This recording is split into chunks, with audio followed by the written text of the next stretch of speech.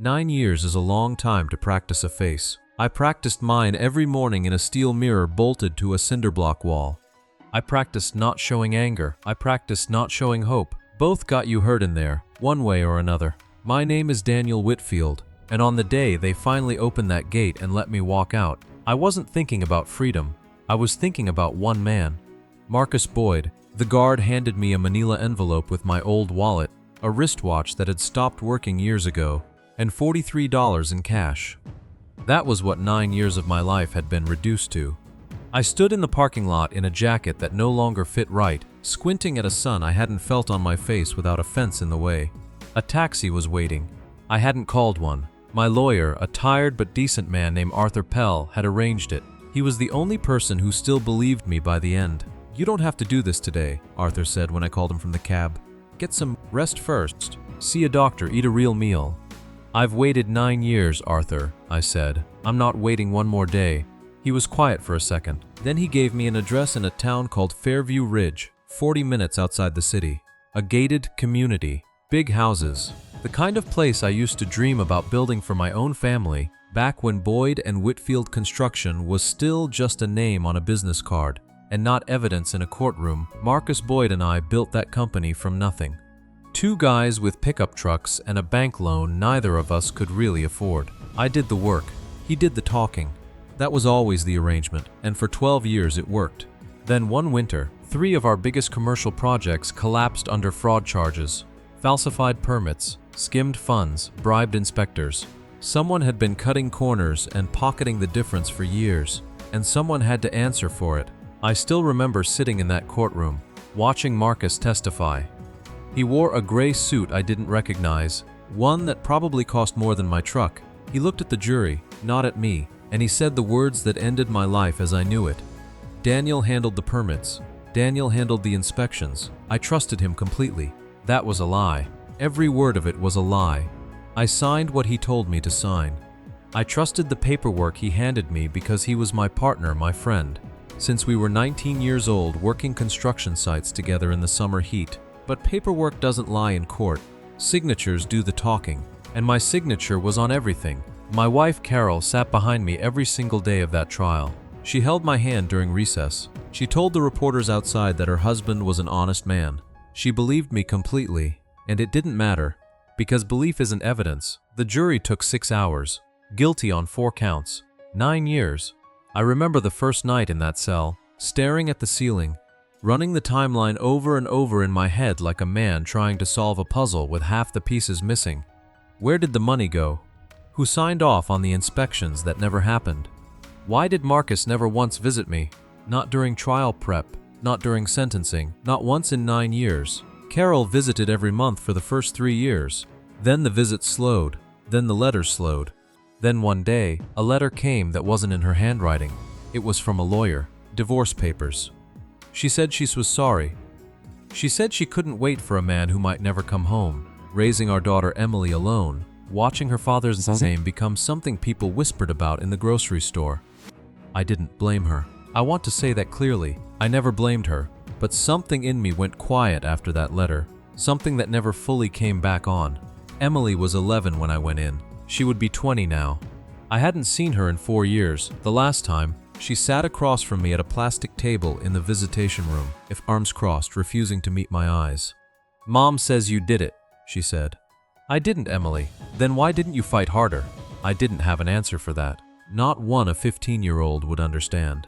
The truth was, I fought as hard as any innocent man could fight against a friend who had rehearsed his lies for months before he ever stepped into that courtroom. The taxi pulled up outside a house that made my chest tighten. White columns, a circular driveway, a silver SUV parked beside a sports car that probably cost more than the house I used to own. Rain had started falling, light and cold, the kind that soaks through a jacket slowly instead of all at once. I paid the driver with half of my $43 and stood on the sidewalk, looking up at the house Marcus Boyd built with money that should have gone toward my legal defense fund. The fund the court found had mysteriously drained to almost nothing by the time my case went to trial. Arthur had done some digging over the years, mostly on his own time, because he never stopped believing something didn't add up. 2 months before I was released, he called me with news that changed everything. A former employee of Boyd Construction, a young estimator named Ryan Cho, had come forward. He'd kept records, actual records, spreadsheets, emails, all showing that Marcus had been the one falsifying permit, the one paying off inspectors, the one moving money into shell accounts under a name that wasn't mine. It's not enough to overturn the conviction yet, Arthur told me over the phone, his voice careful, like he didn't want to give me false hope after everything hope had already cost me. But it's enough to reopen the case. It's enough to make people ask questions again. I hadn't told Marcus I was getting out today. I hadn't told anyone except Arthur. I walked up that circular driveway with rain soaking through my shoulders, my heart beating slow and heavy, like a drum, keeping time for something inevitable. I rang the doorbell. I heard footsteps inside, light and quick, a child's footsteps followed by a woman's voice calling out, gentle and unfamiliar. "I'll get it, sweetheart." The door opened. A woman stood there, maybe in her mid-30s, wearing a soft blue sweater, her expression pleasant, expecting a neighbor or a delivery. Behind her in the hallway, I saw a young girl, maybe 7 years old, running past in socked feet, laughing at something I couldn't see. And beyond her, coming out of what looked like a home office, wearing a checkered shirt I remembered him owning years ago, was Marcus Boyd. He froze mid-step. His face went through something I'd waited 9 years to watch happen. Confusion first, then recognition, then something closer to fear, quiet and immediate, the kind of fear a man feels when a debt he thought he'd buried finally knocks on his front door. "Daniel," he said, his voice barely above a whisper. The woman in the blue sweater turned to him, confused. "Marcus, who is this?" He didn't answer her. He was still looking at me, standing on his porch in the rain, water dripping from my jacket onto the marble step beneath my feet. 9 years I had imagined this moment 1,000 different ways. I imagined shouting. I imagined violence I would never actually commit. I imagined saying nothing at all and just walking away, letting my presence be the only message he needed. But standing there, looking at the life he built on the wreckage of mine, all I said was 4 words. "You look surprised, Marcus." His wife looked between us, her hand slowly reaching for the little girl now standing beside her, pulling her gently behind her leg. Marcus's jaw tightened. He stepped forward, lowering his voice like he was trying to keep this contained, keep it quiet, keep it from spreading into the perfect life he had built in the 9 years I spent staring at a cinderblock wall. "You shouldn't be here," he said. "I know," I said. "I'm here anyway." Behind him on a side table in that grand hallway, I noticed a framed photograph. Marcus, his wife, the little girl, standing in front of a familiar building. A building with a sign that read Boyd Construction Group in gold letters. Not Boyd and Whitfield, just Boyd.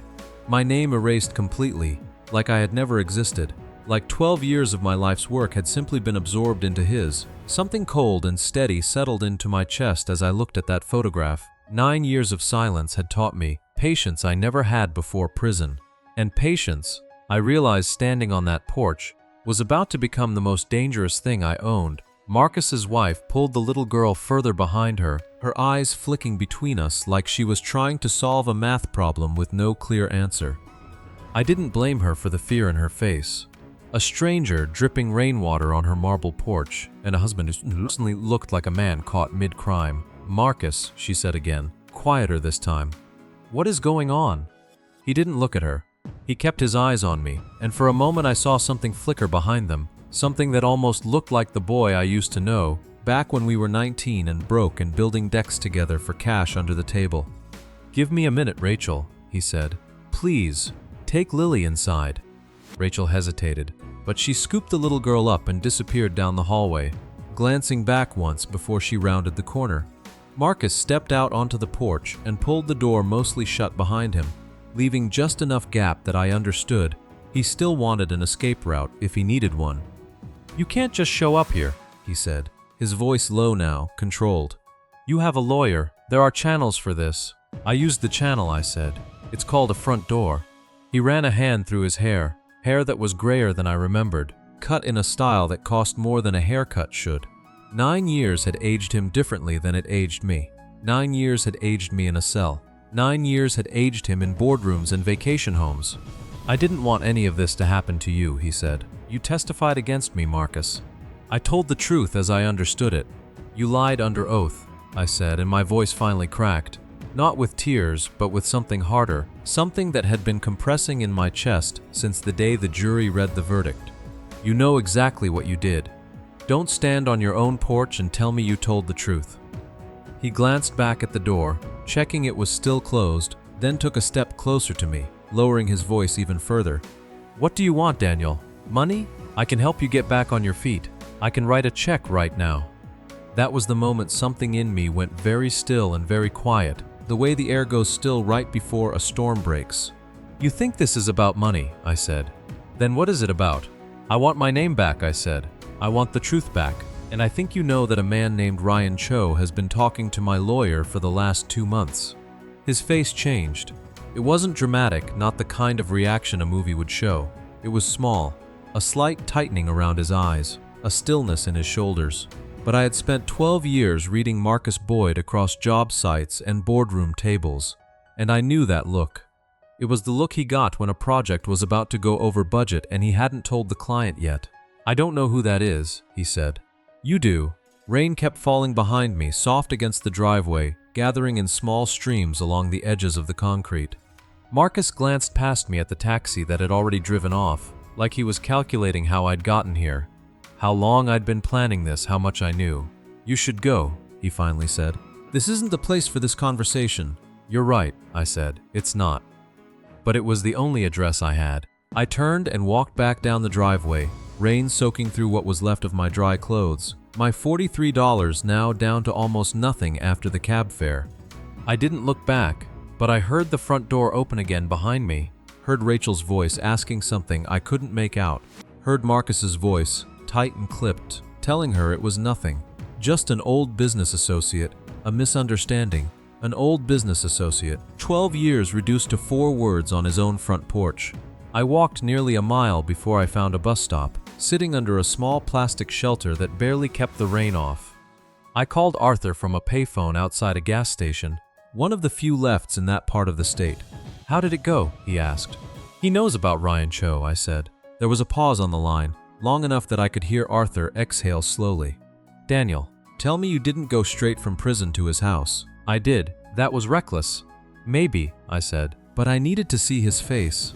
I needed to know if he still had it in him to lie to me directly, or if 9 years had at least given him that much shame. And he offered me money. Arthur was quiet again. Then he said the words that had been circling in my mind since the moment I stepped off that porch. If he panics, Daniel, he might try to make Ryan Cho disappear. Not literally, but financially. Legally, he has resources we don't have. That thought sat heavy in my stomach the whole bus ride back into the city, past storefronts I didn't recognize, past a skyline that had grown taller in 9 years, past a version of the world that had kept moving while mine had stood completely still.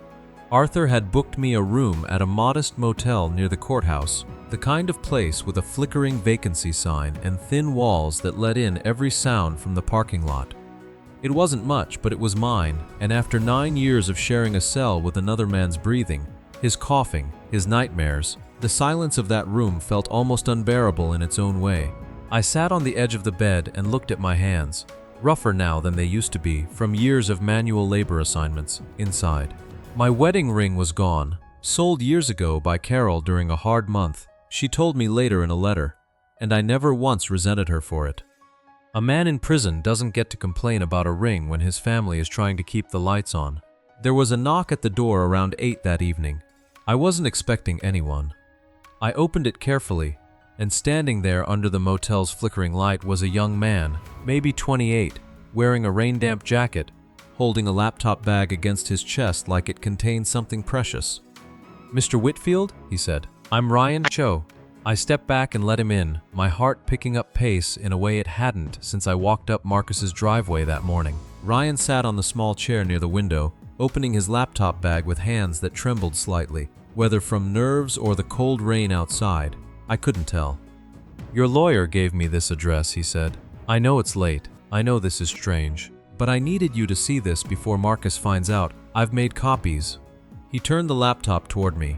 Spreadsheets filled the screen, rows and columns of numbers that meant nothing to an untrained eye. But to a man who had spent 12 years running a construction company, they told a story clearer than any confession. These are the real permit filings, Ryan said, pointing at one column. And these, he said, scrolling to another sheet, are the ones that were actually submitted to the city inspectors. Marcus paid an inspector named Gary Holt to approve permits that were never properly filed. The money moved through a shell account registered under an LLC, Whitfield Consulting Group. My stomach turned cold. That's not my no, Ryan said. It was registered 2 weeks before your trial started. Marcus used your name to open it. He used a notary who owed him a favor. He built a paper trail that looked like it led back to you, in case anyone ever came looking. I sat down slowly on the edge of the bed, staring at the screen, at rows of numbers that represented 9 years of my life, reduced to a financial cover story someone else had written for me. Why are you doing this? I asked. Why now? Ryan closed the laptop halfway, his jaw tightening. Because I have a daughter now too, he said. And I found these files 8 months ago, doing routine cleanup on old servers. I sat on them for a while. I told myself it wasn't my problem. But every time I looked at my daughter, I kept thinking about how easily an innocent man's life got erased, and how easily mine could be too, if I ever became inconvenient to someone like Marcus. He reached into his jacket and pulled out a folded piece of paper, worn soft at the creases like he'd carried it for a long time before deciding to bring it here. It was a printed photograph, an old company holiday party, the kind construction firms used to throw every December before things got too big for that sort of thing. In the photo, I saw myself, younger, unburdened, laughing beside Marcus, both of us in matching company jackets, arms slung over each other's shoulders like brothers. I found this in an old file, Ryan said quietly. I thought you might want it, proof that whatever this became, it wasn't always like this. I stared at that photograph for a long time. My own face, a version of me I hadn't seen in years, smiling without the weight of a false conviction pressing down on every muscle in my body. I'm going to help you, Ryan said, but I need you to understand something. If Marcus finds out I've come to you directly, he'll try to bury this. He has lawyers on retainer, connections at the city planning office, people who owe him favors going back 15 years. This won't be easy. Nothing about the last 9 years has been easy, I said. Ryan nodded slowly, and for the first time since he walked through that motel door, something that looked like resolve settled over his face. Then let's make the next part count. Outside, the rain had finally started to ease, leaving the parking lot slick and quiet under the motel's flickering sign. I looked down at that old photograph one more time, at the man I used to be, and I understood something clearly for the first time since I walked out of that prison gate that morning. This wasn't just about clearing my name anymore. It was about making sure Marcus Boyd finally answered for every single thing he had taken from me.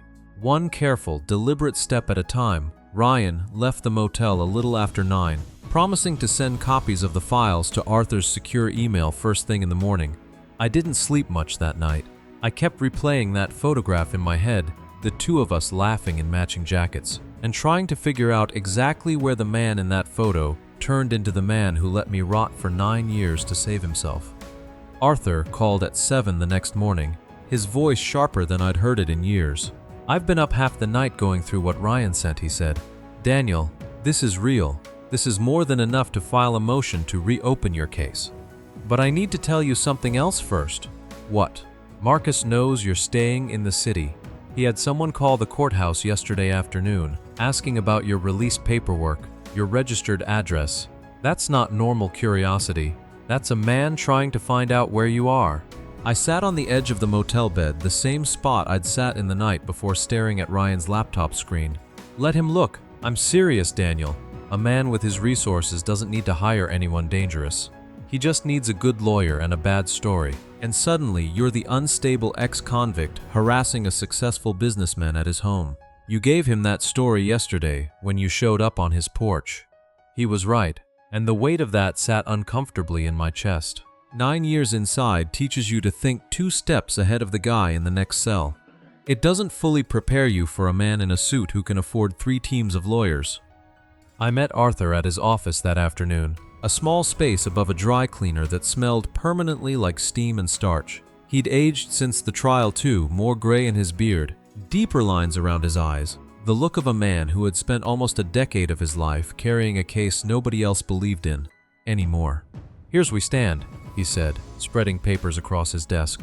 Ryan's files show financial transfers to Whitfield Consulting Group, an LLC opened 2 weeks before your trial, using a forged notarization.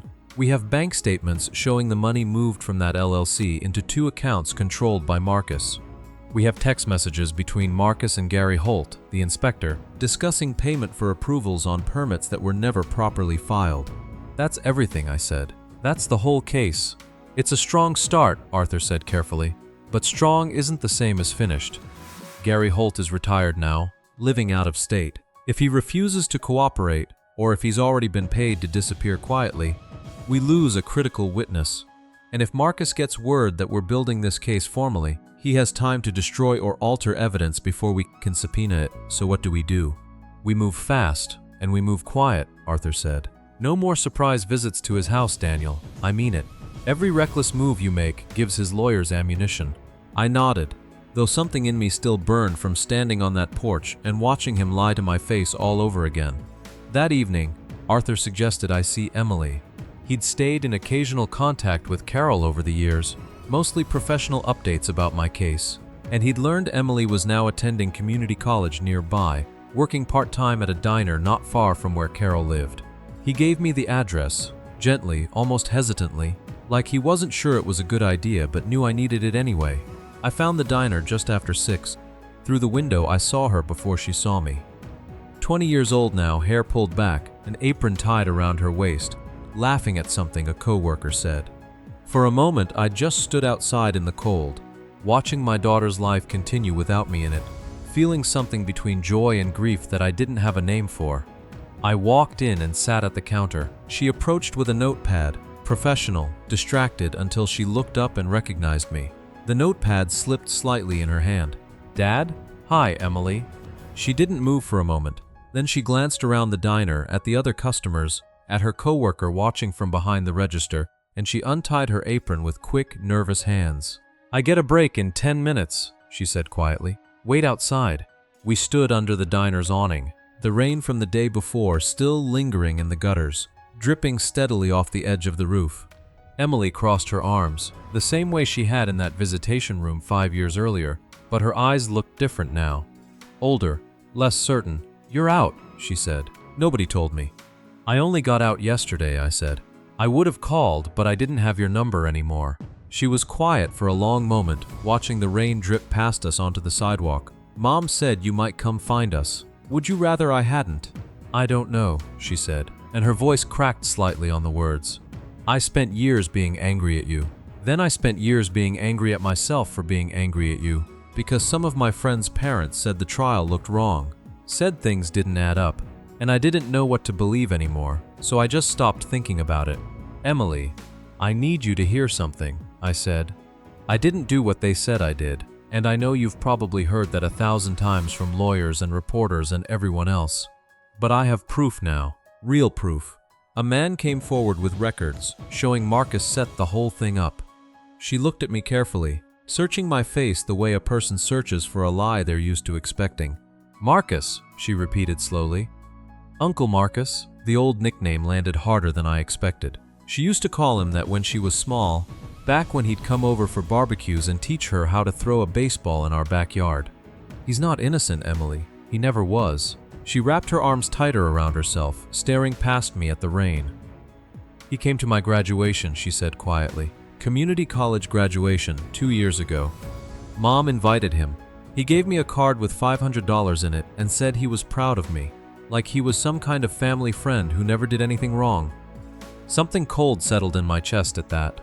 Marcus, sitting in an audience clapping for my daughter's graduation, playing the role of the good uncle, while I sat in a cell 40 miles away with no idea her graduation was even happening. I need your help, I said carefully. Not to hurt anyone, just to find the truth. If Marcus reaches out to you or your mom asking questions about me, about what I know, I need you to tell me. Emily studied me for a long moment, rain dripping steadily behind her, her expression somewhere between fear and disbelief. You think he'd actually do something, she said. Not just deny it in court. You think he'd actually try something. I didn't answer right away, because the honest answer scared me more than I wanted to admit out loud to my own daughter. Before I could respond, Her coworker knocked on the diner window behind her, pointing at his watch. Emily glanced back, then turned to me one more time. "I have to go back to work," she said. "But Dad," she hesitated, like she was deciding whether to trust the words she was about to use for the first time in years. "If this is true, if you can prove it, I want to be there. I don't want to hear about it after it's already happened." "You will be," I said. "I promise." She disappeared back inside, tying her apron on as she walked, glancing back once through the glass before returning to the counter. I stood there a moment longer in the rain, feeling something cracks open in my chest that had been sealed shut for 9 years. My phone buzzed in my jacket pocket, an old prepaid Arthur had given me. Unknown number. I answered cautiously. "Daniel," said a voice I didn't recognize, low and unfamiliar, careful in the way people are careful when they're about to say something they've rehearsed. "You don't know me, but you need to hear this before it's too late. Gary Holt is dead. They're calling it a heart attack. But I worked with him for 11 years, and Gary didn't have a bad heart in his life." The line went dead before I could ask another question, the dial tone humming steady and cold against my ear, rain falling harder now around me on that empty sidewalk. I stood on that sidewalk for a long time after the call ended, rain soaking through my jacket again, my mind racing through every possible meaning of those words. Gary Holt is dead. Heart attack. Didn't have a bad heart in his life. I called Arthur immediately, my hands shaking as I dialed. "Slow down," Arthur said when I finally got the words out. "Who called you? Do you have a number?" "Unknown," I said. "It didn't show anything. Daniel, I need you to listen to me very carefully. I'm going to make some calls tonight. I need you to go back to the motel and stay there. Don't go anywhere near Marcus's house. Don't go near Emily again until we know more. Don't do anything that puts you in a position where his lawyers can say you're the dangerous one in this story." I hated every word of that advice, but I knew he was right. I took a bus back to the motel through streets slick with rain, watching my own reflection flicker in the dark window glass, a stranger's face wearing my expression. Arthur called back just after midnight.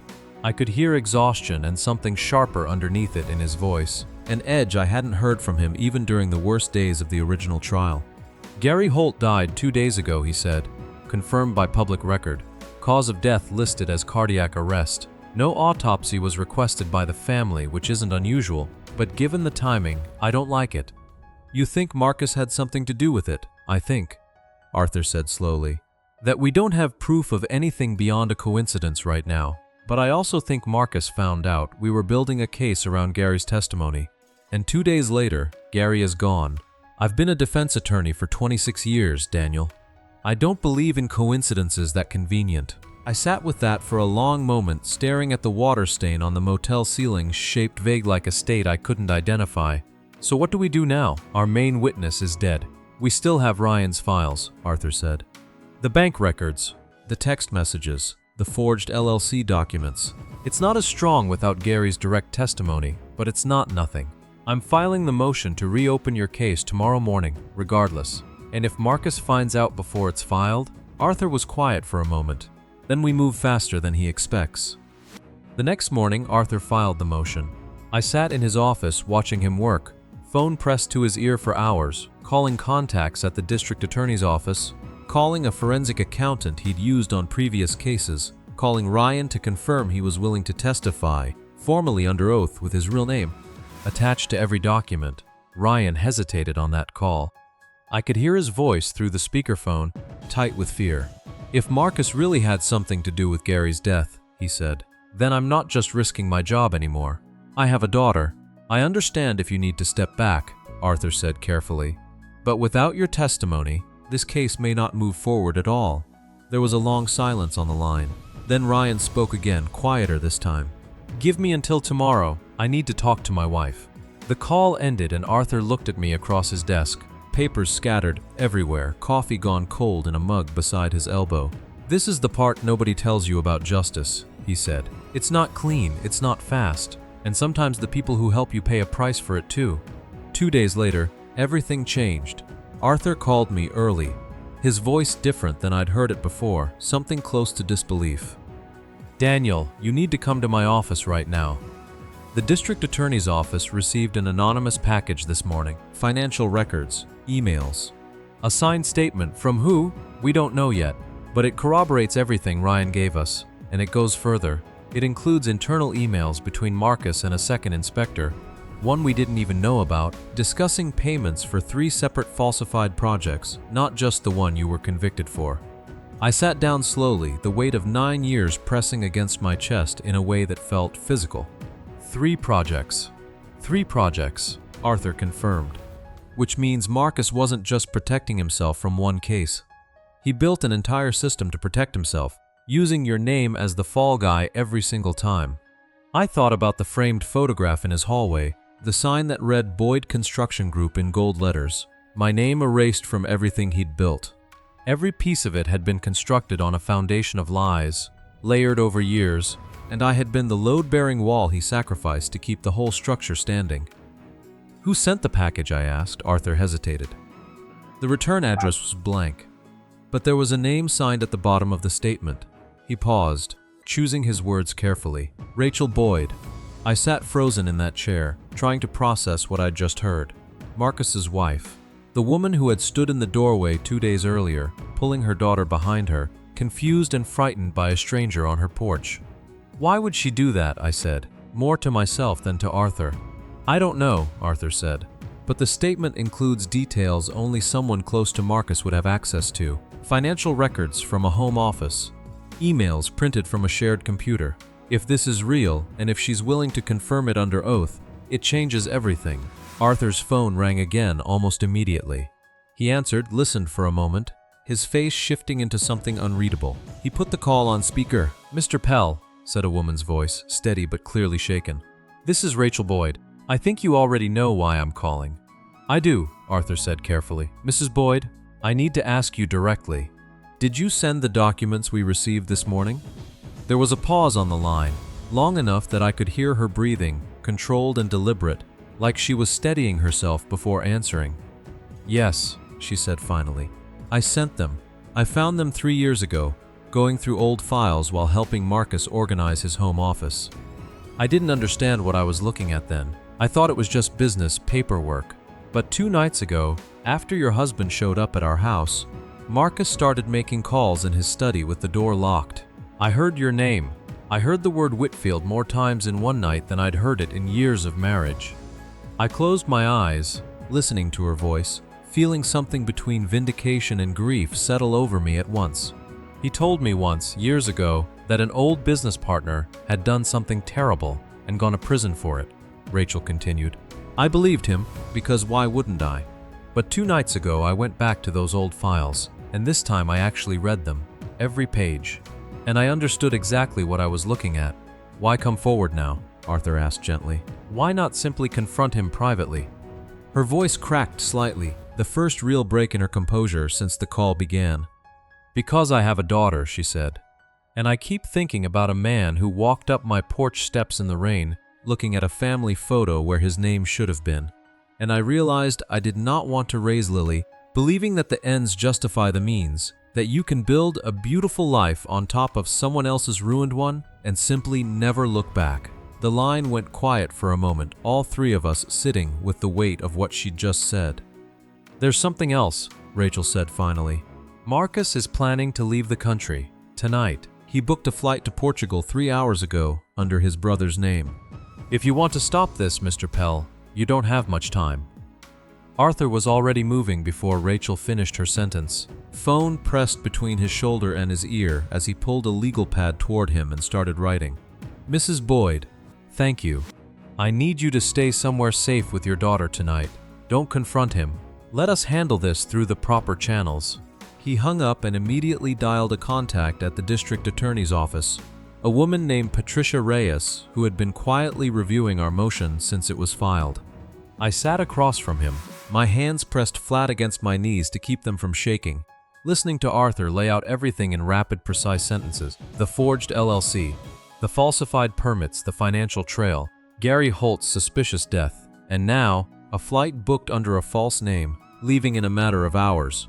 We need an emergency warrant, Arthur said.